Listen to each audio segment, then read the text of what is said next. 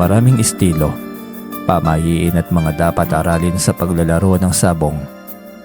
Ngunit baliwala ang bagay na yon kung hawakan mo tiyang magdadala sa iyo ng swerte sa ganoong larangan. Ngunit anong swerte ang bumabalot sa isang matandang sabongero? Natalo palagi ang tandang na panabong, ngunit animoy masaya pa sa ganong sitwasyon.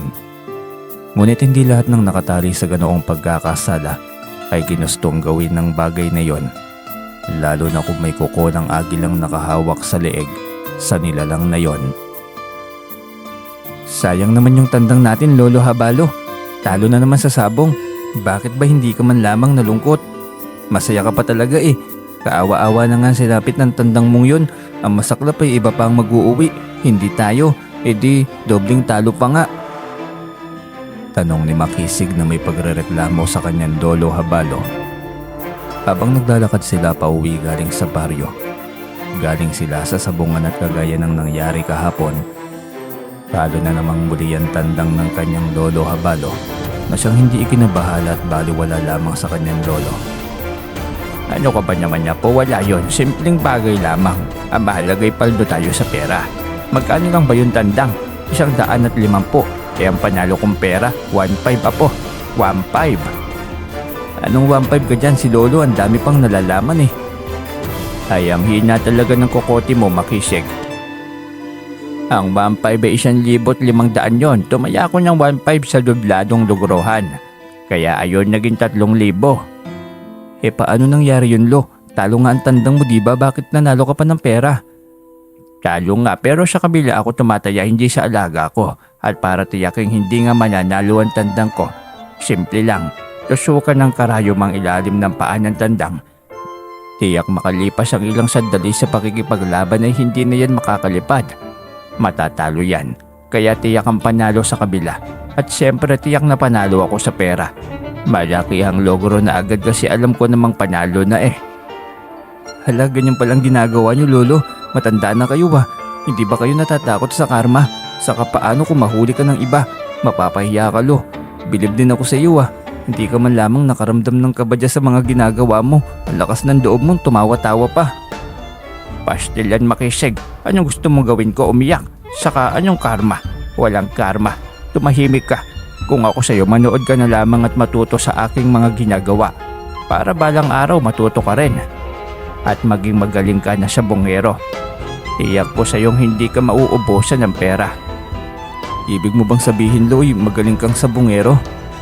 Hindi pa nga ba? Wala pa akong naging talo buhat nang malaman ko ang estilong ito. Pero Lo, hindi yan kagalingan. Pandaraya po yan. Kanina pa sinasabi yung bagay niya sa akin, Makisig. Hirit pa't makakatikim ka sa akin. Grabe naman, siya pa talaga ang galit. Bulong niya sa kanyang sarili. Hindi na siya muling nagsalita pa sa takot na mairita nito ng kamao ng kanyang lolo. Maliit lang ito sa taas na 4'9". Maliit ang boses ngunit ubod ng tapang. Saka eksperto sa pandaraya. Lalo na sa larangan ng sabong. Hindi niya gusto ang mga ginagawa nito kaso wala siyang magawa. Apo lamang siya at kasama nito lagi dahil iyon ang utos ng kanyang tatay. Naalagaan ng kanyang lolo, samahan kung saan man ito mapunta. Nangyari yon simula nang bigyan siya ng disiplina ng kanyang ama. Magtatapos na dapat siya ng high school, yun ang akala ng kanyang mga magulang. Ngunit nalulong siya sa barkada, hindi na pumapasok kaya hindi pumasa at hindi makaakyat ng entablado. Sa galit ng kanyang amay inihatid siya sa probinsya para samahan ng Lolo Habalo. At eto siya ngayon, unti-unting natututo na rin sa pagsasabong. Ngunit mukhang sa pandaraya nga lamang. Ngunit ramdam niyang hindi niya maaatim na gawin ang bagay na yon. Ayos na siguro sa kanya na nakamasid lamang. Ilang beses naman niyang pinaringgan ng Lolo Habalo niya kasi ayaw nitong pakinggan. Wala naman siyang magagawa. Kinabukasan muli hapon na silang pumunta ng sabungan. Isang tandang lang lagi ang dinadala ng kanyang lolo at kapag naitalo na yon, agad din silang umuwi. Matapos mahanapan ng kalaban ay umupo na sila sa harap ng mga sabongero. Malayo pa sa talaan si Lolo Habalo dahil marami nang nakahanay na maglalaban. Habang nakaupo ay malayang narinig niya ang usapan ng 4 na sabongero sa kanyang gilid. Kung katulad sana tayo kay Dodong biro mo. Pangil ng kidlat ang tangan niya para sa kanyang tandang na palabong. Kaya nga ilang beses na niyang napatunayan, mahusay nga talaga yung kapag may mutya. Uwi ka pa ng isang sabungero. Mataman lamang siyang nakikinig sa mga ito tungkol sa mutyang suwerte sa sabong. Bigla niyang naisip na sana pala'y mutya na lamang na katulad nito ang mayroon ng kanyang lolo. Nang sa ganun ay hindi na nito maisip na mandaya pa. Kaysa ganitong kailangan pang magsakripisyo ng tandang nito. Makalipas ang mahabang sandali ay tinawag na ang Lolo Habalo niya. Inabitan na ito ng tari at ilang sandali pa'y pumasok na si Lolo Habalo sa loob ng sabungan. Ilalaban ng tandang nito at tiyak siyang ang pagiging mandaraya na nito ang iirad. Hindi nga siya nagkamali, iyon na nga yata ang magiging gawin nito. Hinayaan niya na lamang ito at naghintay na sa labas. Huwag naman sanang mangyari na mabisto ang lolo dahil tiyak magiging problema lang yun. At anong magiging laban niya kung bubugbugin sila ng maraming sabungero na naroon dahil lamang sa pandaraya? Hindi nagtagal ay bumulagta na ang tandang na alaga ng kanyang lolo at gaya ng kanyang inaasahan ay baliwala lamang kay Lolo Habalo ang pagkatalo ng tandang nito. Malamang dahil hindi ito pumusta ng pera sa kanyang alaga, dahil dito'y lalo lamang siyang nabahala. Hindi maaaring magtuloy-tuloy ang pandaraya ng kanyang lolo. Kung may kapangyarihan lamang siyang kontrolin ang pagiging mandaraya nito, ay ginawa na niya. Pagka-uwi nila ng bahay ng hapong yun ay hindi siya mapakali. Sa bagay at huling araw na ng piyesta, pero hindi lang naman sa baryong yun ang may kapistahan. Sa susunod na linggo'y pista na naman sa kabilang baryo. At kahit gaano kalayo ay tiyak na babagtasin pa rin yun ang kanyang lolo. Ganito yun kaadik sa larangan ng sabong. Kaya kailangan niya mag-isip ng paraan kung paano matitigil ang pandaraya nito. Sa likuran habang nakatingin siya sa mga alagang tandang ni Lolo Habalo, ay tila nakikita niya ang lungkot sa mga mata nito. Tila ba alam na ng tandang ang kanilang destinasyon? Dahil simula nang dumating siya sa bahay ni Lolo Habalo at nasamahan ito sa sabong, ay wala pang alagang tandang na nakauwi at lahat ng mga yun ay naging bihag. At sa mga kamay ng Lolo Habalo niya ay tila na ipagkanulo na ang tandang nito sa kalaban. Tahimik siyang lumapit sa may puno ng akasya.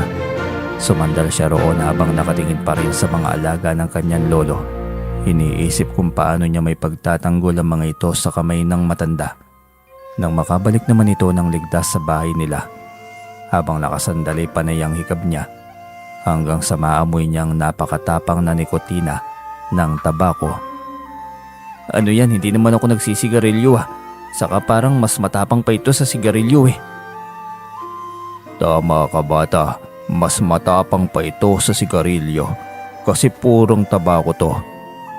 Napatingala siya sa kanyang tabi.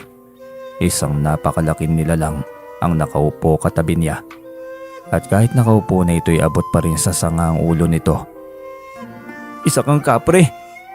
O relax lang, isa akong kapre. Pero hindi naman ako nakakatakot. Hindi naman ako nangaano. Kung hindi ako sasaktan o kaya'y di sisirain ang aking bahay. Hindi mo ako sasaktan? Bakit naman kita sasaktan? Kung pwede lang naman tayong magkaibigan, hindi ba? Kaibigan? Tayo? Pwede lang ba? Oo naman, ako si Dakil. Ano, gusto mo rin ba akong maging kaibigan? Abay, oo naman, ako si Makisig. Ayos, kaibigan na tayo ngayon Nakikita ko mabuting tao ka kaya gusto kita. Talaga ba? Pero pasaway din ako kaya nga ako nandito. Hindi pa kasi nabuksan ng gusto ang isipan mo ng mga sandaling yon. Tama ako, hindi ba? Pero tiyak ako may mabuti kang puso. Siguro nga, Dakil. Saka nakikita ko may dinadala kang bigat. Sa lolo mo ba? Paano mo nalaman? Alam ko dahil dakilang mandaraya sa sabong ang lolo mo. Ang galing niyang magtago ng kanyang pagiging daya, di ba? May paraan pa kaya para mabago ang ginagawa ng lolo? Oo naman, itong mutya ng tabako galing sa akin. Ito ang magpapatapang sa tandang ng iyong lolo. Kontrahin mo ang kanyang pandaraya. Ipapaamoy mo ito sa tandang bago isabak sa sabong. Kahit 10 tusok pa yan ng karayom, hindi tatalab sa tandang niya kapag naamoy. Ng tandang ang matapang na amoy ng mutya ng tabako. Hindi na kailanman matatalo ang kanyang mga alaga. Talaga ba? Ibibigay mo lang sa akin ito? Ano pa nga ba? Isang tanda ng pakikipagkaibigan natin sa isa't isa. Salamat ng marami, Dakil. Nasagot na rin ang kahilingan ko. Ang nais ko lang naman ay lumaban ng patas si Lolo. Tama ka. At iyan nga ang dapat na gawin. Matapos ang naging mahabang pag-uusap nila, ay nagpaalam na siya at kailangan na rin niyang magluto ng hapunan nila ni Lolo Habalo. Tuwang-tuwa siyang ginagawa ang kanyang trabaho, hawak pa rin ang bagay na bigay ni Dakil. Hanggang sa magpagpasya niyang balutin na lamang yun na supot dahil sobrang tapang ng amoy at medyo masakit na rin ang kanyang dibdib. Ilang sandali pa'y dumating na ang Lolo Habalo niya. Galing sa palengke at bit-bit nito ang supot ng bigas. Sabi ko naman sa iyo, Lolo, kanina ako na sanang bibili ng bigas. Mabigat yan . Konti lang naman ito, saka may umutang din kasi sa akin. Kailangan ko ng singilin. Gutom ka na, Lolo, siguro no? Luto na po ang kanin at ulam, saka nakahain na rin ako kaya halika na. Nakakatuwa ang batang ito. Ang sabi ng tatay mo, sakit ka sa ulo. Mukhang hindi naman. Napakasipag mo nga . Simula dumating ka dito, hindi pa naman kita nakitang nagbarkada. Hindi ko na talaga gagawin yan, Lolo. Nasira ang pag-aaral ko dahil sa buwisit na barkadang yan. Ayoko na. Natuto na ako. Alam mo, Makisig, isa kang himala. Kasi ako nung kabataan ko, barumbada talaga ako . Tuminulang naman ako ng makapag-asawa. Ikaw dinala lang ng probinsya, tuminuo na agad. Ang hirap naman kasi ng buhay dito, Lolo Habalo. Malayo ang tubig. Kailangan pang hakutin dito sa kubo. Kailangan pang maghanap ng tuyong kahoy panggatong. Kailangan pang maghanap ng masukal na lugar para pagtaguan kapag tinatawag ng kalikasan kasi walang palikuran. Ganito ang buhay sa bukid. Anong magagawa natin? Tanging tugon ng kanyang Lolo Habalo. Tahimik silang kumakain nang biglang magsalita ang matanda. Huwag kanyang malungkot, nakaipon niya ako ng pera para sa paggawa ng palikuran kaya bukas magsisimula na tayong maghukay. 1 linggong paggawa lang kasi may sabong na naman sa kabilang baryo. Kailangan ko mag-ipon. Hikain kasi ako baka ma-ospital na naman. Wala akong pambayad ng ospital. Kasi naman, Lolo, dapat magiging patas kayo. Kapag nandaya kayo sa katawan nyo rin yan babalik. Ay, hindi totoo yan. Kung talaga magkakasakit tayo dahil tao tayo. Yun lang yon. Lolo, makinig naman po kayo sa akin. Hindi ako makikinig sa iyo dahil nauna ako sa iyo sa duyan. Papunta ka pa lang, pabalik na ako. Napabuga na lamang siya ng hangin sa katigasan ng ulo na mayroon ang kanyang lolo. Wala siyang magawa. Talagang nagmamatigas ito. Kinabukasan nga'y sinimulan niya ang paghuhukay. Nagulat siya dahil nakaidlip siya sa gilid ng kanyang hinuhukay malalim na yon at naroon si Dakil. Naghuhukay ng naghuhukay. Uy Dakil, anong ginagawa mo dyan? Gising ka na pala, ayos na ba ito? Uy, tama na yan, tigilan mo na yan, sobrang lalim na . Naku, pasensya na, sumobra na pala yata. Naku, hindi ko inaasahang nakatulog pala ako. Tapos hala, wala pang tanghali. Di kaya magtaka si lolo nito. Hindi ko magawang maghukay ng ganito kabilis . Sabihin mo lang malakas ang enerhiya mo ngayong araw. Natulala lamang siyang nakatingin sa malalim na hukay na ginawa ng kapre. Grabe, ang bilis ko namang nakaidlip. Ginamitan mo ba ako ng mahika? Hindi, pero kasi kusang lalabas sa akin yan siguro. Kaya ganun, madaling natapos. Ay, salamat Dakil. Iba talaga kapag may kaibigan na kagaya mo . Oo naman, kahit anong kailangan mo, nandito lang ako lagi. Kahit na hindi mo na iutos, basta nakikita ko gagawa ko ng paraan. Seryoso ba? Oo naman. Natawa siya, sabay pasalamat ulit ng tumango ang kapre sa kanya. Mas naging malapit pa sila ng elementong naging kaibigan niya. Mas dumalas ang kanilang pagkikita at pag-uusap. Unang araw ng pintakasi sa kabilang baryo, syempre hindi pa uhuli si Lolo Habalo. Kapag sabong ng pag-uusapan, siyang inutusan ng matanda na humawak ng tandang. Pabor sa kanya dahil magagawa niya ang dapat niyang gawin upang hindi na magiging kawawa ang alaga nito. Kalagitnaan ng kanilang paglalakad nang buksan niya ang supot kung saan nakatago ang mutya ng tabako ng kapre. Pinaamoy niya yon sa tandang at pagkatapos ay muling itinago. Ayos. Anong ayos? Ayusin mo sa pagkakahawak ng tandang, mamaya makawala pa yan. Lolo, dito ka na lang tumaya sa tandang mo. Huwag mo nang tusukan pa ng karayom at nakakaawa naman. Abay hindi pwede kasi kasama ko pa naman lagi si Kapitan na tumataya sa kabila. Mamaya magalit yun sa akin dahil iyon ang aming usapan. Naku, nakipagsabuatan ka pa pala sa Kapitan Lo. Hindi man lang kayo naaawa sa iba. Pera din kasi ito makisig saka bago lang to. Hindi ko ito ginagawa dati. Kahit dati pa lang marunong na ako nito, nakakasawa ring matalo ng matalo. Lalo na kung pera ang pinag-uusapan. Di wag na kayong magsabong lolo kaysa naman matalo lang din pala kayo. Saka ngayon, kaysa mandaya kayo, sundin nyo na lamang ang hiling ko sa iyo. Tayaan nyo na itong tandang nyo, tiyak na panalo ito alam ko. Ayan ka na naman makisig, pinangungunahan mo na naman ako. Akin na nga lamang yan tandang ko. Kung ayaw mong manood, umuwi ka na lang doon. Alis na. Si lolo talaga ang bilis na namang magalit. Sige na, kung ayaw mo din ako sundin di walang problema. Ikaw din. Kita mo, tinatakot mo pa ako. Hindi po lolo, sige na ayos na. Desisyon nyo ang masusunod. Hindi nga ito nakinig sa kanya at wala na siyang nagawa. Talagang matigas ang ulo ng kanyang lolo. Bahala na lamang kung ano ang kahinat-natan ng lahat. Kinakabahan din siya dahil ang sabi ng kanyang lolo Habalo ay kasama nito ang kapitan. Paano kung matalo ito at sa lolo niya ay sisi? Lagot siya kapag nalaman ng lolo niya ang lahat dahil siya ang makakatikim dito. Pagdating sa sabungan ni matapang na naghanap ng kalaban si lolo. Gaya ng kanyang inaasahan, aali-aligid na nga roon si Kapitan Taupo. Kunwari ay nakadistansya kay Lolo Habalo. Ngunit ang mga ito'y may dati ng usapan. Nailing na lamang siya. Para sa kanya hindi maaaring magpatuloy ang ginagawa ng kanyang lolo. Kaya bahala na kung ano ang kahinat-natan ng lahat. Nang nasa ruweda na ng sabungan ay kalmadong-kalmado ang matanda. Iwala sa gagawin nitong pandaraya na siyang magiging dahilan ng pagkapanalo maging ng kasabwat nito. Malawak ang ngiti ni Kapitan Taupo habang nakasenyas kay Lolo Habalo. Tiwalang mananalo pa rin ang kanilang gagawin. Ilang sandali pang nagsimula ng sultadahan. Matamis pa rin ang ngiti ni Lolo. Inakala na hindi pa tumalab ang tusok ng karayom. Ngunit kalaunan ay napasok rin na lamang ito ng bigote. Hindi nanghihina ang alaga. Bagkos ay pabangis ng pabangis. Laban lang alaga. Isang hirit pa't madadali mo na ang kalaban. Sigaw ni Makisig sa tandang ng kanyang lolo. Masama ang titig ni Lolo Habalo sa kanya. Ngunit hindi niya yun nalintana. Hinayaan niya ito at patuloy ang pagsisigaw para sa alaga ng kanyang lolo. Biglang tinamaan ng tiyan ng kalabang tandang kaya hindi maipinta ang mukha ni Kapitan Taupo. Maging ang Lolo Habalo niya hindi makapaniwala sa nangyari. Bigla siya nitong nilingon na noon ay tawa ng tawa. Pinanglitan niya ito ng mata. Bigla siyang natahimik gayon pa man ay may tuwa pa rin sa kanya. Tunay ang ibinigay sa kanyang mutya ni Tapil, ang kanyang kaibigang kapre. Matapos kalasan ng tarian tandang ni Lolo Habalo, ay iniabot nito yon sa kanya.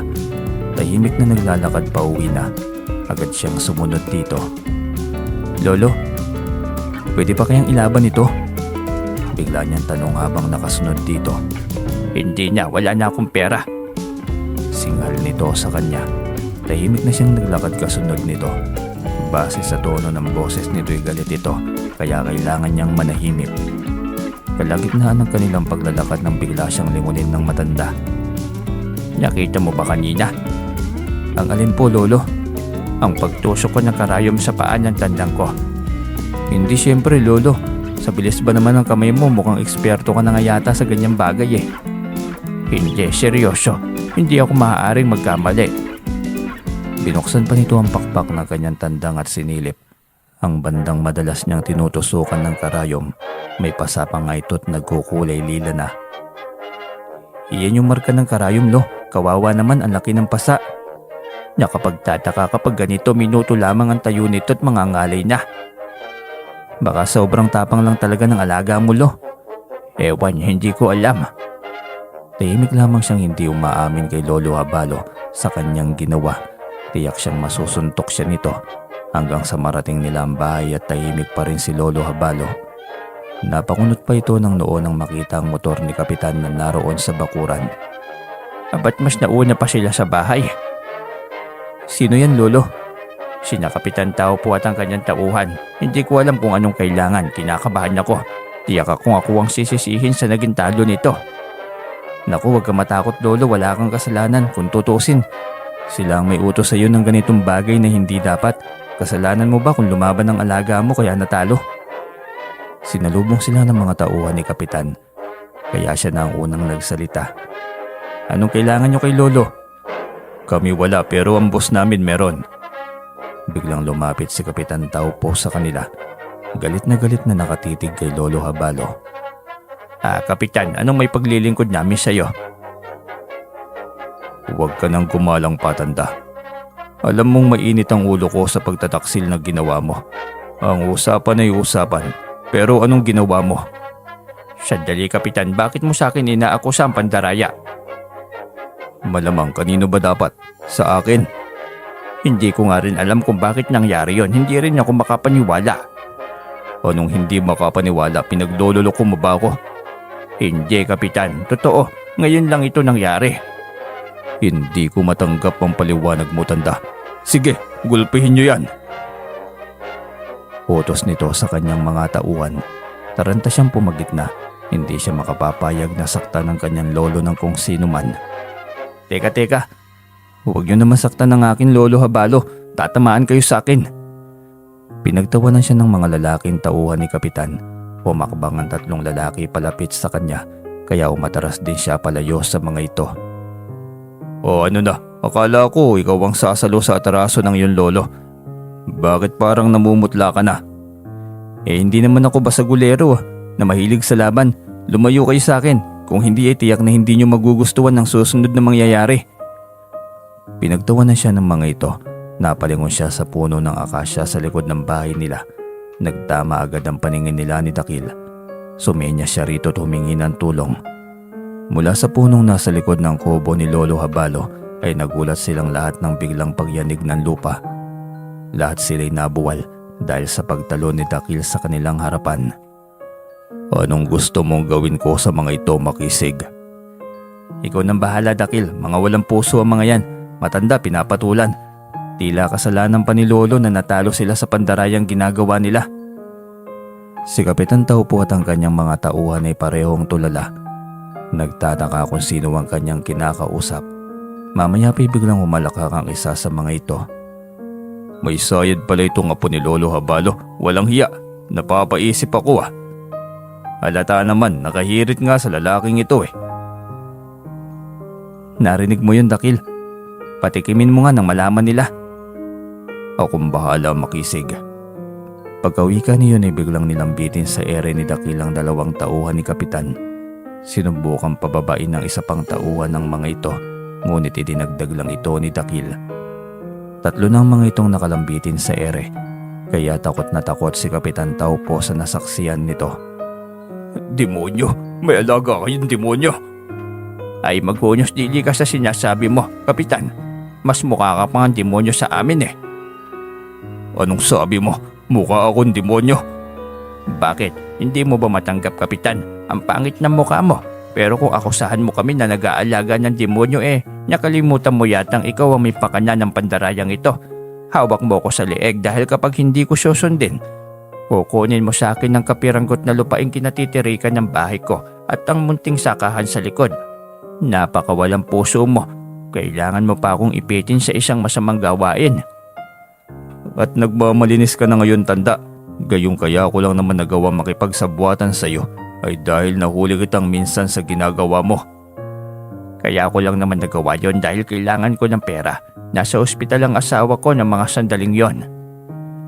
Ginawa mo pa rin. Nagmamalinis ka pa talaga. Hindi makasagot si Lolo Habalo sa sinabing yon ng Kapitan.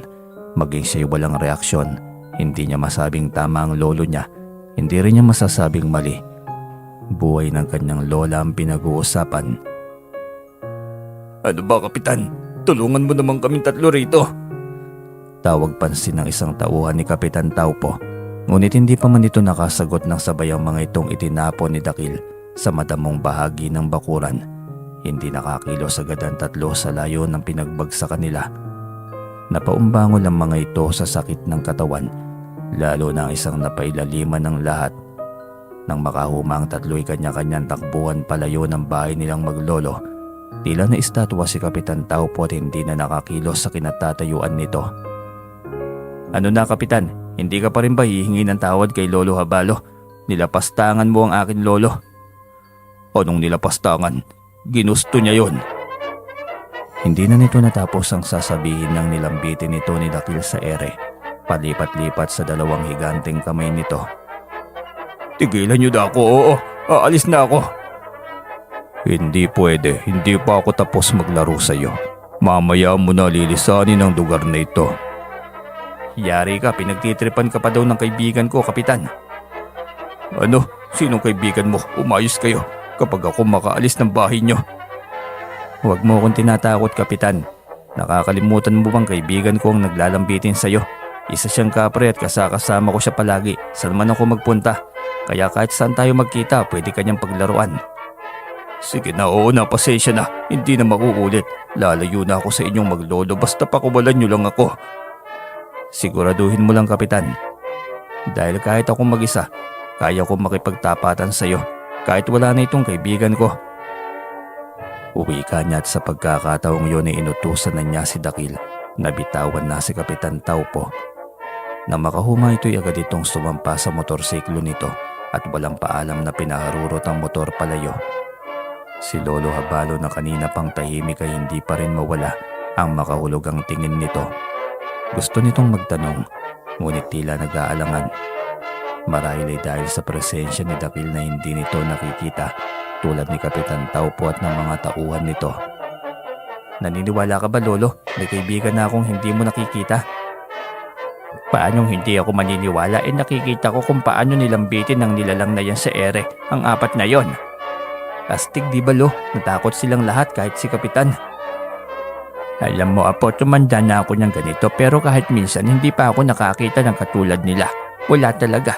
Puro kwento na lang ang naririnig ko tungkol sa mga yan. Kesyo may mababait at may mababuti rin.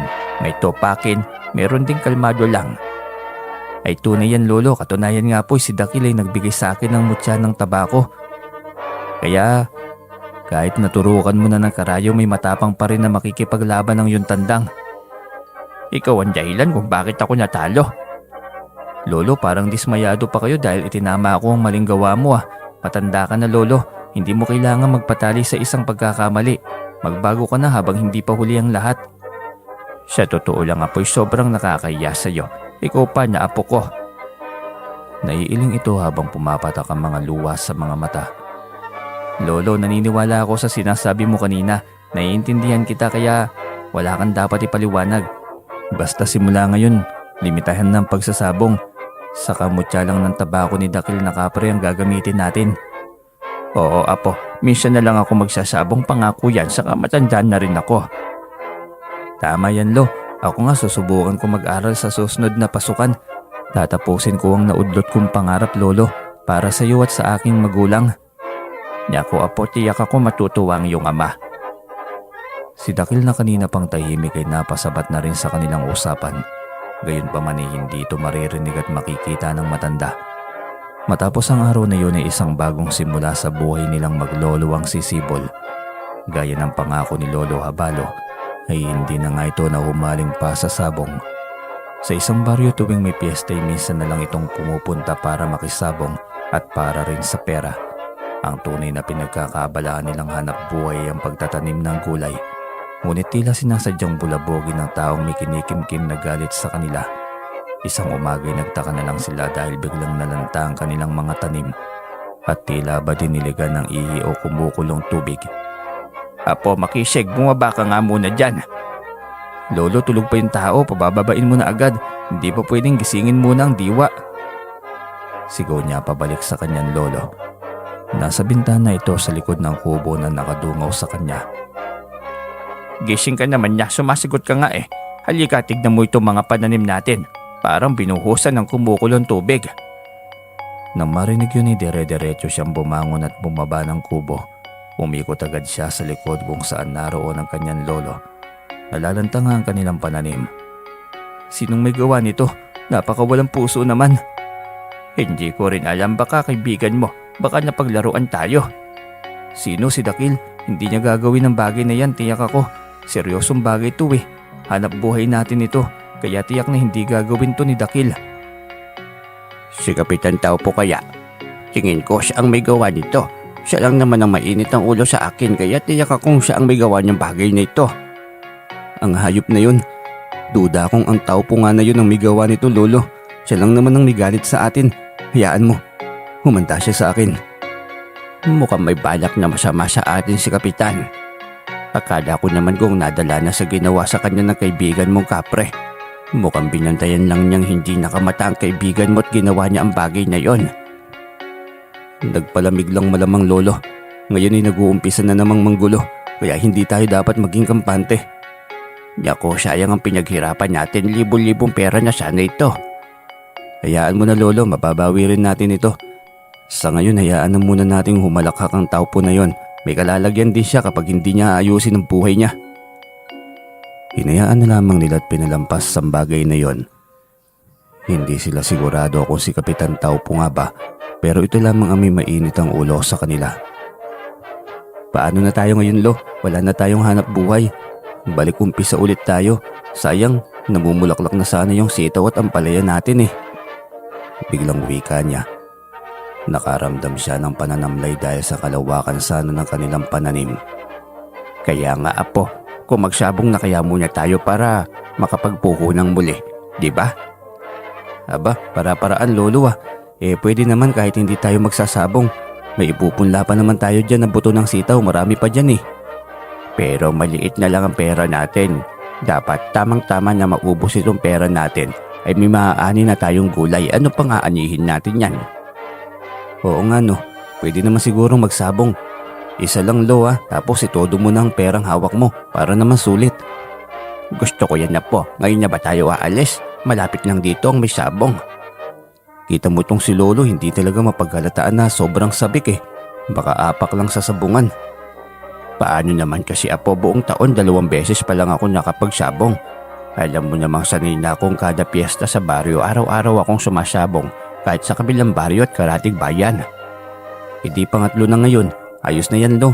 Hindi na matatawag na bisyo yan. Parang naglilibang lang. Pangit din kapag sugarol, Lolo. Hindi magandang imahe sa mga tao. Anya sa matanda. Nagmadali itong gumayak sa takot na biglang magbago ang kanyang isipan. Habang naglalakad, pinaamoy na niya ang matapang na amoy ng mutya ng tabako. Siyang may bitbit ng tandang ni Lolo. Kaya sa daan pa lamang ay nagawa na niya ang dapat niyang gawin. Pagdating sa sabungan ay muling nag-cross ang landas nila ni Kapitan. Tuwang-tuwa ito nang makita silang maglolo. Pasimple pa itong dumaan sa harapan nila at nagsalita. Banal-banalan pa kayo dyan ah. Lalaban pa rin pala matandang sabungero. Nangihingi ba kami ng pamusta sa'yo? Umayos kayo. May atraso pa naman kayo sa akin. Atraso? Ayusin mo ang pambibintang. Baka nakakalimutan mong kapitan ako ng baryo. Sige lang, kapag ang kaibigan ko maningil, ipapasabit kita sa sanga ng punong akasya. Magdamag yun, kasi pikon na ako sa iyo, Kapitan. Nakakawalang respeto ka na. Makisig, Apo, tumigil ka nga. Huwag ka niyang pumatol pa, hayaan mo siya. Hindi na rin ito pinatulan pa ng kanyang lolo. Lalo naman siya, kung pupusta ito'y malaya naman itong makapaglatag ng pustahan.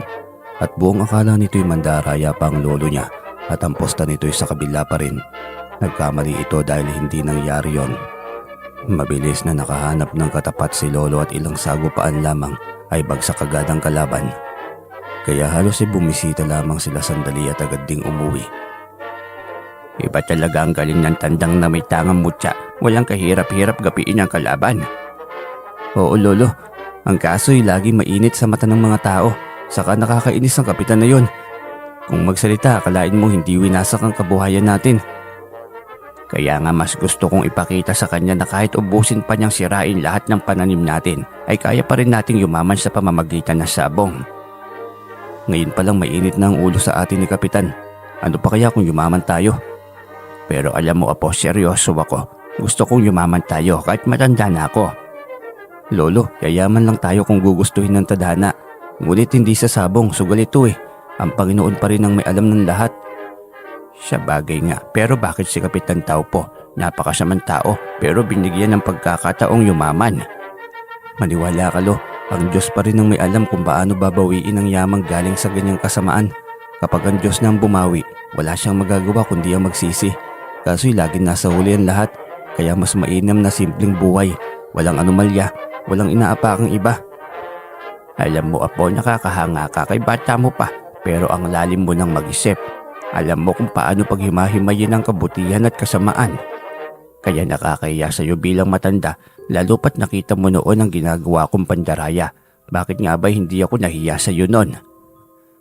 Po, Lolo naman bakit ka naman ganyan? Ang mahalagay nagbago na kayo, no? Saka yung huli, di ba napilitan ka na lamang dahil sa salbahe ng kapitan na yun? Kaya wag mo nang isipin yun, Lo. Kalimutan na natin yun. Apo, nasaksihan mo lahat ng kabulustugang nagawa ko. Hindi ko alam kung paano ko naatim na ipakita sa iyo ng harap-harapan ang maling gawain na yon. Lolo pa naman ako. Lolo, pinagsisihan mo na nga ang bagay na yon. Inamin mong nagkamali ka.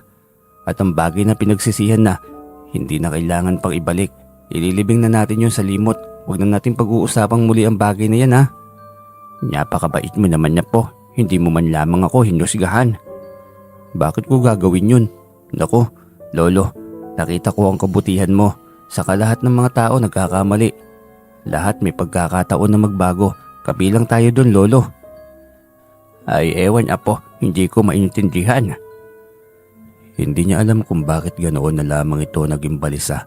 Sa lahat ng pagsasama nila'y noon lamang niya nakita ang lolo niya na tila ba may pinaghahandaan. Lingon ng lingon, panay ang pagsisisi. Kaya nanibago siya. Sinabi na lamang niya sa kanyang lolo na dalian na ang paglalakad dahil patakip silim na. Ngunit sakto namang pag-aapak pa lamang nila sa bakuran ng bahay nang biglang paulanan sila ng bala. Hindi niya alam kung ano ang mga sumunod na nangyari. Basta nagising na lamang siya sa ospital matapos ang tagpong yon. Napabalikwas siya ng bangon ng tila biglang bangungot na sumagi sa kanyang panaginip ang paulit-ulit na pamamaril sa kanya. Lolo Habalo! Siko niya sa bibalikwas ng bangon. Mabilis siyang hinawakan ng ama at ina. Anak, kuminahon ka. Baka dumugo sa loob ng katawan mo ang sugat na tama ng bala. Delikado.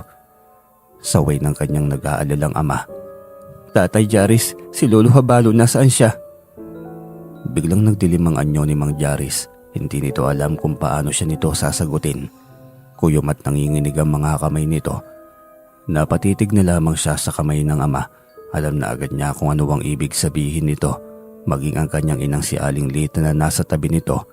Halos pareho lamang din ang reaksyon sa kanyang ama. Wala na ang Lolo Habalo mo, Makisig.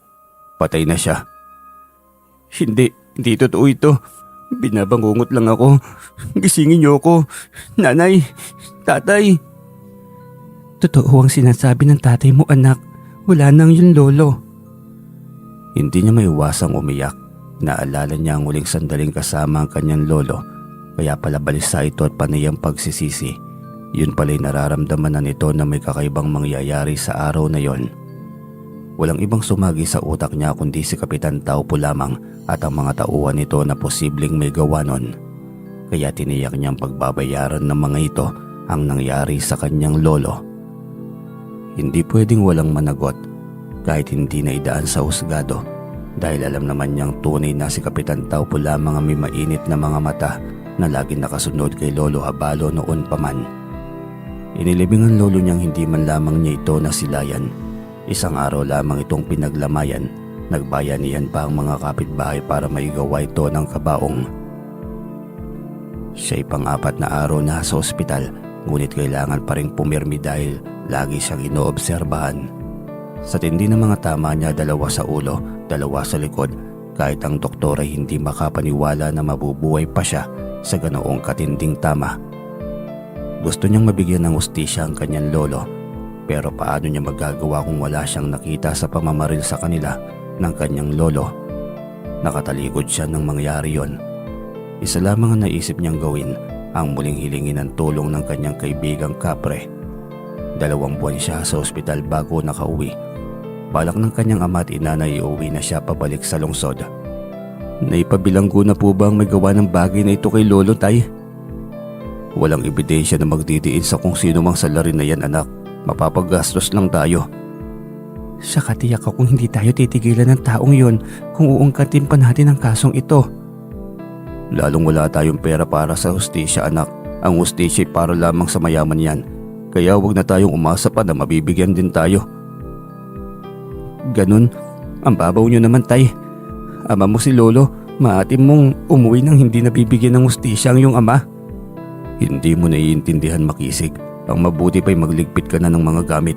Uuwi tayo ngayon sa bahay. Uuwi, hindi ako sasama sa inyo. Simula nang maihatid niyo ako dito sa bahay ng lolo, siya na ang naging pamilya ko. Kaya dito lang ako hanggang sa mabigyan ko ng hustisya ang pagkamatay niya. Nag-iisip ka ba, Makisig? Pinapahamak mo lang ang iyong sarili. Wala akong pakialam kung mapapahamak man ako. E di magkasama pa rin kami ulit ni Lolo. Makisig naman, makinig ka sa amin ng iyong ama. Kinikilabutan ako sa iyong bata ka. Simula nang iwan niyo ako dito kay Lolo, nangako na ako sa aking sarili na dito na ako tatanda kasama siya. Kaya umuwi na kayo kung gusto niyo. Kaya ko ang sarili ko. Kung magmamatigas ka pa rin, Makisig, ay iiwan ka na talaga namin. Isipin mong may mga kapatid kang naiwan sa bahay. Alam ko, tay, kaya umuwi na kayo. Hindi na talaga nagbago pa yung katigasan ng ulo mo, Makisig. Simula ngayon, bahala ka na sa buhay mo. Kung wala ka rin lang naman malasakit sa amin, bahala ka na. Halika na, Lita. Marami pang kapatid yan nangangailangan sa atin. Walang paalam ang mga itong tumalikod. Masakit ang loob niya, ngunit nasanay na rin siya sa ugali ng kanyang ama. Mali lamang niya bilang anak ang nakikita nito. Paano naman ang mali nito bilang ama? Hindi niya maiwasang hindi maalala ang lahat simula sa kanyang kabataan. Sinumbong siya ng kanyang kaklase na ng away, kaya hinila siya nito na parang sako ng basura na nakasadsad sa sahig.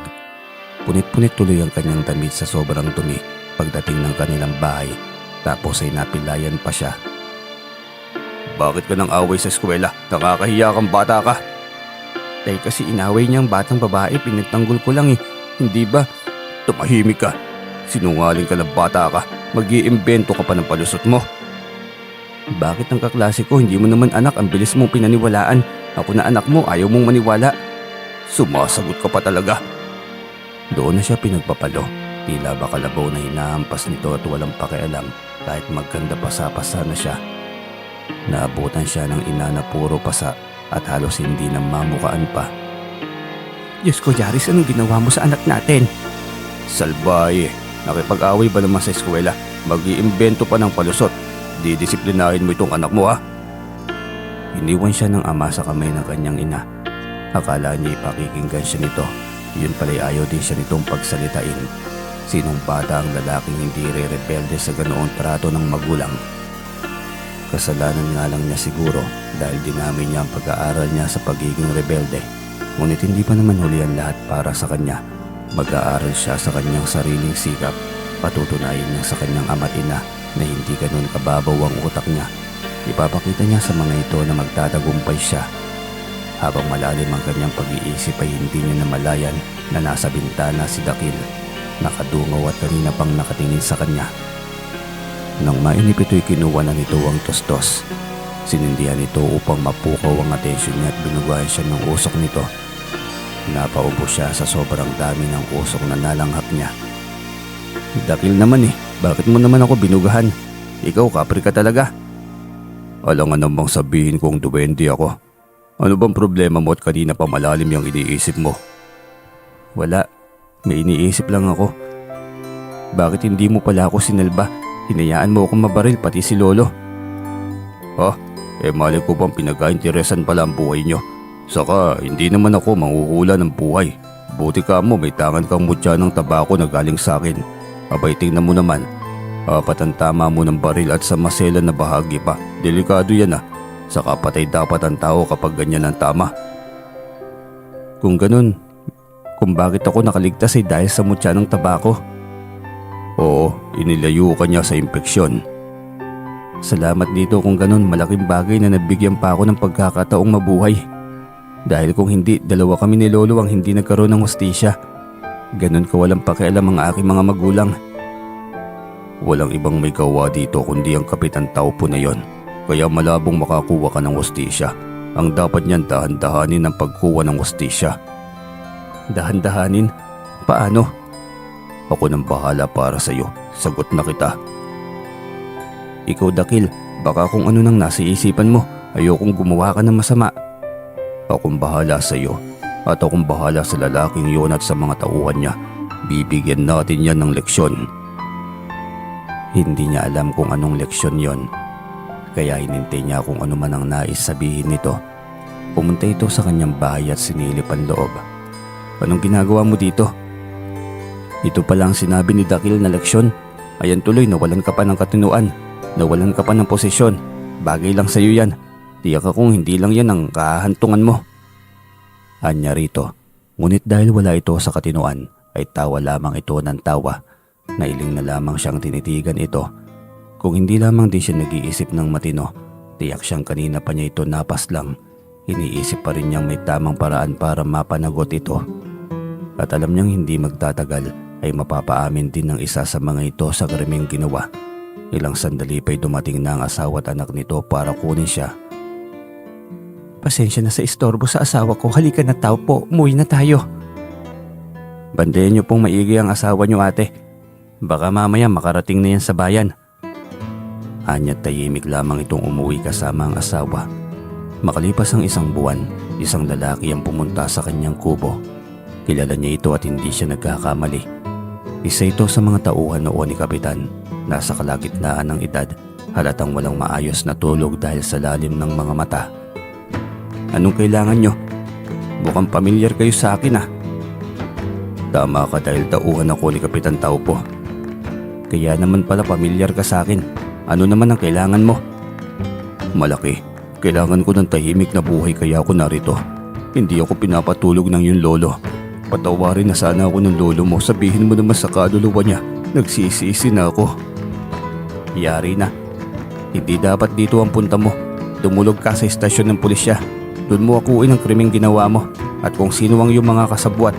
Sa ganun magiging maayos na ang iyong tulog. Gagawin ko. Pupunta ako ng presinto ngayon. Sasabihin ko sa mga pulis na si Kapitan Taupo ang nasa likod ng lahat ng ito. Galit na galit siya. Gayon pa man may kaunting kaginawahan na rin. Hindi rin nagtagal at nabigyan na ng hustisya ang pagkamatay ng lolo abalo niya. Nang makaalis ito'y bigla rin sumulpot si Dakil sa kanyang harapan. O diba, sobrang dali lang ng hustisya. Dahil yun sa'yo diba? Dinrabaho ko lang naman sa ganitong paraan para naman may sistema ang pagkuha ng hustisya. Kapag naamin na ng lalaki yun ang kasalanan nilang apat ni Kapitan, ibabalik ko ang kanilang katinuan ng sabay. Nang sa ganun ay sabay silang managot sa batas. Minsan malaking tulong din pala na magkaroon ng kaibigang kagaya mo Dakil. May kapangyarihan kayong gawin ng mga bagay na hindi namin kaya. Oo naman, masaya na rin kami sa makakatulong sa mga kagaya ninyo. Sobrang bilis niyang nakuha ang hustisya. Makalipas lang ang 3 araw, maging si Kapitan ay tumulog na rin sa presinto. Inamin na nito na ito ang pasimuno sa krimen. Dahil dito'y mabilis na umusad ang kaso, nabigyan agad ng hustisya ang kanyang lolo. Patuloy ang kanyang buhay mag-isa. Minsan ay napagkakamalan siyang baliw. Dahil hindi niya namamalayan na may mga taong tumaraan ngunit kausap pa rin niya si Dakil. Minsan ay nilalayuan din siya tinaakalang may sayad sa utak. Hinahayaan niya lamang yon. Ang mahalaga ay kilala niya ang kanyang sarili. Iilan lamang din naman ang may kakayahang makakita at makausap ng mga elemento. Kaya mga hindi nakakakita at nakakaramdam sa ibang elemento, aakalain talaga na isa siyang baliw. Parang kailan lang at nasa unang taon na siya ng kolehiyo. Ngayon ay magtatapos na siya sa kursong pulisya at ipagmamalaki niyang may kwento sa iba na sariling sikap niya ang lahat ng yon. Walang magulang sa likod ng kanyang tagumpay, kundi mutya ng tabako ng kapre na siyang naging kasangkapan sa pagkamit ng kanyang pangarap. Sa araw ngang yun ay patungo siyang sabungan. Bitbit niyang isang alagang tandang na naikondisyon na rin niya. Ito ang pinagkukuhanan niya ng kabuhayan, ang sabong. Nakakatiyak din naman siya sa kanyang tagumpay at panalo dahil sa mutya. Wala rin siyang magawa kundi ipagpatuloy ang sabong dahil ito na ang paraan para makabayad siya ng tuition.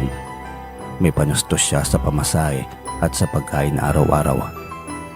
Pangako niya sa sarili na kapag natapos na siyang mag-aral at makapagtrabaho na rin ititigil na rin niya ang pagsasabong. Ang mutya'y para na lang sa kanyang proteksyon. Sa ngayon ay kailangan pa niyang sumugal para sa kanyang pangarap. Nakatitiyak naman siya ng panalo dahil kahit minsan ay hindi pa pumalya ang kanyang mutya. Isang matandang malayong kapitbahay dati ng lolo habalo niya ang nakasabayan niyang maglakad sa sabungan. Lumapit ito sa kanya upang makausap habang naglalakad. Hindi ba't ikaw ang apo ng dating si Habalo? At tama, ikaw yon. Hindi ako maaaring magkamali. Tanong nito sa kanya, sabay paniniguro na siya nga ang apo ng matandang sabungero. Opo, Lo, ako nga po yun. Papunta ka rin ba sa sabungan? Nagsasabong ka rin kagaya ni Lolo Habalo? Ay oo, nakikipusta lang. Baka sakaling manalo. Pero hindi ako nagdadala ng tandang. Wala akong hilig mag-alaga nito eh. Ayos na sa akin ang pumusta at manalo minsan. Matalo, madalas. Pero maliit na halaga lang naman. Libangan ko lang din. Kaysa wala akong magawa, mag-isa lang din naman ako sa bahay.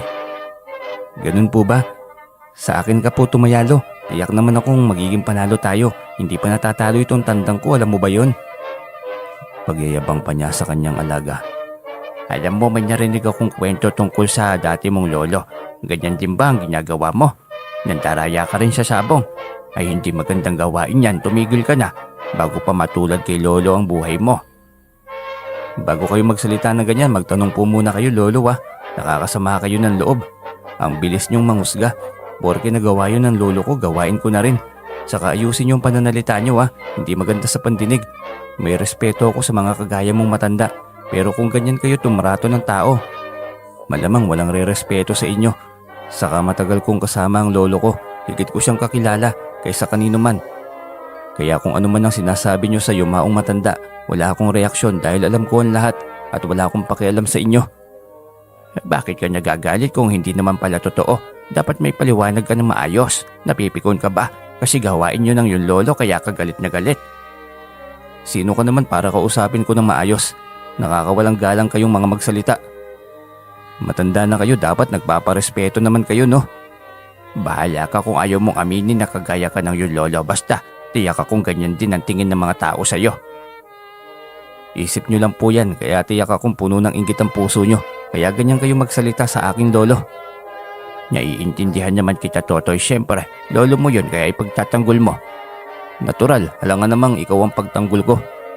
Hay, kawawa ka naman bata ka. Siguro ang sakit na matawag na mandaraya ang lolo. Hindi na niya ito pinatulan pa dahil ayaw niyang mawala ng tuluyan ng respeto niya sa matanda. Nagmadali na lamang siyang marating ang sabungan. Gaya ng kanyang inaasahan ni panalo pa rin ang kanyang alaga. Isang sabong lamang palagi at uuwi na rin siya agad. Allowance lang yon sa kanyang pag-aaral at pagkain. Konting panahon na lamang rin, ilang buwan na lamang at magtatapos na siya. Huling araw ng piyesta sa kanilang baryo, nagpasya siyang manood ng mga palabas. Dahil wala namang pasok, may misyon ng ilang mga doktor at nurse sa kanilang baryo kaya gusto rin niyang magpa-check up ng kanyang kalusugan. Pagdating sa pinagmimisyonan ng ilang doktor at nurse galing sa lungsod ay mahaba ang pila. Kaya medyo tinamad siyang pumila. Maayos naman ang kanyang pakiramdam kaya wag na lamang siyang magpapacheck. Sayang ang oras, yun ang nasa isipan niya. Papunta siya sa isang kainan nang hindi naasahan na may nakasalubong siyang isang babae na pamilyar ang mukha nito. Hindi siya magkakamali. Ito si Becca, ang batang laging naiiyak noon kapag nabuli. Kaya lagi siyang nagkakaroon ng kaaway at kasuntukan. Mas lalong lumakas ang kutob niya nang mabasa ang name tag nito. Ayos lang po kayo, Ginoo? Tanong ni Becca na makita nito ang kanyang reaksyon. Becca Makitong? Nagulat ito nang tawagin niya ang pangalan nito. Napakunot ang noo nito sabay titig sa kanya sabay pilit na inaalala kung saan siya nito nakita. Nagkakilala na ba tayo? Saan ngayon? Pasensya na hindi ko matandaan. Pero medyo pamilyar ka naman talaga sa akin. Makisig, lumahok ang pangalan ko. Naalala mo na ba ako? Ikaw yun? Yung, ang tangkad-tangkad mo naman. Hindi naman masyado. Anong hindi masyado? Nangali-nangali ko kakatingala sa'yo, no? Ikaw na pala ito. Dati noong bata pa tayo, lagi na lang akong umiiyak kasi bully ng bully yung Ramil sa akin eh. Kaya tuloy nang manligaw siya sa akin, ito lang. Wala, busted ng kinahinatnatan niya sa akin. Ganun ba? Binasted mo yung lalaking yon? Ay halika, tanghali na diba? Kaya malamang, pahinga nyo na rin. Kain tayo, libre ko. May libre kaming pagkain na inihanda ni Kapitan eh. Saka mo na yun kainin, minsan na nga lang tayo magkita oh. Buti nga dito ang misyon nyo. Grabe, ang gandang nurse mo naman. Nakakahiya ah. Kung makagandang nurse ka naman, hindi naman totoo yan eh. Kung totoo yan, dapat may nobyo na ako ngayon. Kasi maganda ako kaso wala. E di ibig sabihin, wala akong ganda. Hindi totoo naman eh. Ang gandang-ganda mo talaga, Becca. Hindi nagbabago. Kaso'y talagang pihikan ka lang siguro. Kaya wala kang nobyo. Tama ba ako? Hindi lang si Rami lang nabasted mo, no? Oo eh. Nahihiya pa itong tumango. Lalong nangamatis ang mukha ng dalaga nang sabihin niya yon. Kailangan niyang lakasan ng loob niya dahil mamayang gabi o bukas, aalis na ito sa kanilang baryo at babalik na ito sa syudad. Oo nga pala, bakit bigla ka na lang napunta sa baryong ito? Mukhang nakikita ko pa rin naman ng mga magulang mo sa lungsod ah. Oo, ako na lang mag-isa dito. Patay na kasi ang lolo ko na siyang sinamahan ko rito. Pinadala ko ni tati dito dahil sa hindi ko natapos noon ng high school. Naging bulakbul kasi ako sa klase. Kaya pala hindi kita nakitang umakit ng entablado. Hindi ka pala nakatapos noon ng high school. Hinanap pa naman talaga kita ng mga panahong yon. Hinanap mo ko? Binabantayan mo ko? Pero bakit naman? Nagulat ito sa kanyang naging tanong at biglang nagkaroon siya ng malalimang interes sa dalaga kasi ramdam niyang may halaga siya rito. Napansin ko lang, hindi kita binabantayan ah. Yun lang, sigurado ka ba talaga? Muli na namang nangamatis sa mukha ng dalaga kaya mas lalo pa siyang kinilig. Mas lalong sumidhi ang kanyang damdamin para sa dalaga. Oo nga, yun lang yun. Ano bang tanong yan, makisig? Pasensya na, Becca. Oo nga pala, pwede bang makuha ang bago niyong address sa lungsod? Pwede kaya kitang puntahan doon pagkatapos ng pag-aaral ko? Magtatapos na rin kasi ako sa pagiging pulisya sa susunod na buwan. Talaga? Oo naman, pero kailan ang petsa? Pupunta ako para dumalo sa iyong pagtatapos. Para naman kahit papaano yung makabawi ako sa iyo. Ikaw kaya tagapagtanggol ko noong maliit pa tayo at iyakin lang ako. Halos hindi na siya makapaghintay sa araw ng kanyang pagtatapos nang sabihin nito na dadalo ito. Unang araw pa lamang na nakita niya muli ang kababata, ngunit ramdam niyang mahal niya ito. Naispasyal ito sa kanya, kaya gagawin niyang lahat para magpapatuloy ang kanilang komunikasyon. Liligawan niya ito sa tamang panahon at kapag naging asawa niya ito, ay kukumbinsin niya ito na sa baryong iyon manirahan kung saan ay tahimik, malayo sa gulo, polusyon at higit sa lahat ay sariwa ang pagkain. Nang makauwi si Becca sa lungsod ay animoy lantang gulay siya na walang gana sa lahat, ngunit kailangan niyang magpatuloy dahil babalik pa ito sa araw ng kanyang pagtatapos. Ano yun? Bakit malungkot? May mabigat na pasadid ba? Sabihin mo baka pwedeng karga ko na yan. Ikaw talaga, Dakil. Lagi ka nalang nanggugulat. Yun lang, nagulat ka na agad. Grabe naman ito. Hindi pa sabihin na bad trip lang eh. Bumungad ka rin kasi na maayos. Hindi yung basta ka nalang sumambulat at magsalita. Kung may sakit ako sa puso, malamang nakabulagta na ako rito. Ang sungit mo ngayon dahil marahil yan kay Becca. Malapit na ang pagtatapos mo Ilang araw na lamang kaya wag ka na mainip. Maghintay ka lang. Nagmamadali ka namang masyado eh. Gusto ko siyang maging asawa eh. Sana makahanap na agad ako ng trabaho pagkatapos ko mag-aral. Nagmamadali ka namang masyado. Dahan-dahanin mo naman. Baka mabigo ka niyan. Ikaw din. Saka dapat may malaking ipon, may magandang bahay para maibigay mo sa kanya ng maayos ang buhay. Ang pag-aasawa ay hindi minamadali. Kailangan paghandaan. Kawawa ang mga bata sa huli. Matagal pa yun eh. Ang dami pang taon na dapat kong gugulin. Ganun talaga, matuto kang maghintay. Mas masarap at mas matamis ang prutas kapag nahinog ng kusa sa bunga bago mo pinitas. Sigurado naman akong naiintindihan mo ang aking sinasabi, hindi ba? Oo na, sige na. Kaya maghihintay na ako ng tamang panahon. Ganyan dapat. Para din naman sa iyo yan. Para hindi ka mahirapan. Napabugan na lamang siya ng hangin. Hindi niya akalaing may magiging balakid pa sa gusto niyang atensyon galing kay Becca. Araw ng pagtatapos ay naroon nga si Becca. Ito ang sumama sa kanya sa gitna upang kumuha ng kanyang diploma. Isang profesor niya ang nagka-interes kay Becca. Nang dumistansya sa kanya ang dalaga ay mabilis iyong nilapitan ng kanyang profesor. Ang tamis na agad ng palitan ng mga ngiti nito. Parang sasabog siya sa sobrang selos, ngunit wala naman siyang karapatan.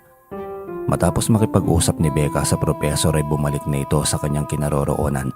Diretsahan niya itong tinanong. Nandiligaw agad sa iyo yung propesor na yon?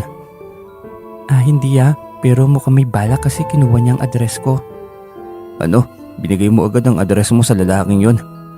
Hindi ano ka ba, hindi ko ginawa yun. Bakit ko naman ibibigay agad ang address ko?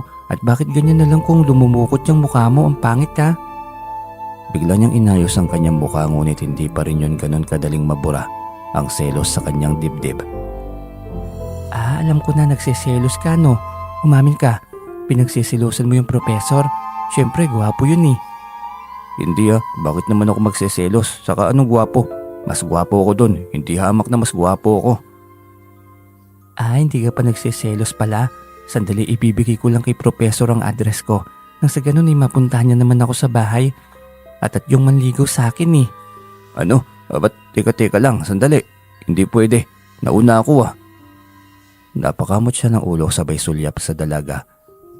Pinag-cross nito ang kamay nito sa ilalim ng dibdib habang nakataas ang kilay. Oo na, nagseselos ako. Sobra. Kasi Becca, mahal na mahal kita eh. Ayoko mapunta ka sa iba, hindi ko kakayanin. Sabi mo yan panindigan mo yan. Sa harap ng mga magulang ko, 3 kong kuya. Kapag naipasa mo ang mga pagsubok nila, saka ka pa makakapasa sa akin. Oo, mahal naman talaga kita eh. At gagawin kong lahat mapasagot lang kita. Kahit anong pagsubok pa yan ng iyong ama at ng iyong mga kuya. Susuungin ko yan, maabot lang kita. Naku, baka hanggang salita lang yan, patunayan mo Malawak ang ngiti ng dalaga. Hindi rin ito dadalo sa kanyang pagtatapos kung hindi siya mahalaga para rito. Makalipas sa mga panahon, mabilis agad siyang nakapasok ng trabaho. Tuwang-tuwa niyang ibinalita kay Becca na isa na siyang ganap na pulis. Tuwang-tuwa itong binati siya. Makalipas pang 2 taon na panliligaw niya kay Becca ay sinagot na rin siya nito. Pinangako niya sa dalaga na 3 taon pat magpapakasal na sila. Isang bonggang kasalan na hindi malilimutan ng kanyang asawa kailanman. Ipinakilala na rin niya ito sa kanyang mga magulang. Kahit may bigat na loob sa kanyang mga magulang ay mananatili pa ring magulang ang mga ito sa kanya. Nakita niyang ipinagmalaki rin siya ng mga ito. Kahit yun lamang ay masaya na siya. Hindi man niya maintindihan kung bakit ganon siya nito kung itrato. Hindi pa rin mawala sa utak niya ang isipin na ang magulang ay magulang. At ang respeto na dapat ibigay sa mga ito ay mataas. Sa bagay, napagtanto niyang hindi siya pinagpala kung hindi siya naging mapagkumbaba. Anak, patawarin mo ko. Alam kong may mga pagkukulang ako sa iyo bilang ama mo. Hingin tawad ng kanyang ama nang misang dumalo sa kanilang bahay. Gabi yun kaya kumpleto at naroon maging ang mga kapatid niya. Ako rin anak, alam kong ang laki ng pagkukulang ko sa iyo, pero nagawa mo pa rin iangat ang sarili mong nang nag-iisa. Ayos lang naman nanay, tatay. Ang mahalagay maayos na tayo ngayon. Saka kung hindi nyo naman ginawa yan, baka hindi rin naman ako naging pulis ngayon eh. Mabuting bata ka makisig kasi sa kabila ng kakulangan namin sa iyo, iniintindi mo pa rin yon. Dahil magkakaroon na ako ng pamilya tay, malapit na. Kaya ayoko may mabigat akong pasanin habang hinaharap ko ang buhay na mayroon ako. Mangako kayo sa akin, nay. Tay, kayo ang maghahatid sa akin sa harap ng altar sa araw ng aking kasal. Oo naman anak. Sabay na sagot ng dalawa. Makalipas ang 2 buwan, madamdaming awitin ng Ave Maria ang tumutunog sa puno ng simbahan. Mabagal na naglalakad sa pulang karpet ang magiging asawa niyang si Becca. Hindi niya mapigil ang kanyang luha. Kung susumahin ang buhay niya noon sa ngayon, napakalayo na niya sa dati.